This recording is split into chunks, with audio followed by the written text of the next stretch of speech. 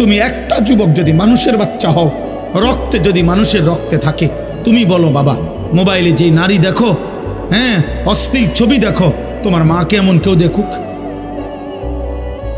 কথা বলে না। তোমার মাকে বিবস্ত্র দেখুক কেউ? তোমার বোনকে কেউ উলঙ্গ দেখুক?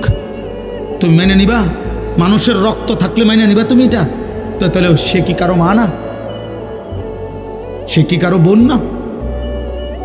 তুমি যাকে দেখছো, আর যদি বলো ওই দেখায় কেন, তো তুমি তাহলে ভাবো ওর আসেটাই কি, আর যা ছিল তো সে দেখাইয়ে ফেললো। এই জন্য কোনো সুস্থ রুচি সম্পন্ন মানুষ কোনো পচা দুর্গন্ধযুক্ত, যেটার থেকে গন্ধ ছুটছে এমন খাবার মুখে দেয় না। ঠিক কোনো সুস্থ বিবেকবান, খোদার কসম ইমানদার কোন যুবক, বেহায়া বেপর্দা, যেটার থেকে দুর্গন্ধ ছুটছে এরকম দুর্গন্ধ কোনো কন্যা নারী, বেহায়া নারীর সাথে সামান্যতম ভালোবাসার কোনো সম্পর্ক, হারাম কোনো সম্পর্ক কল্পনাও করতে পারে না বেটা।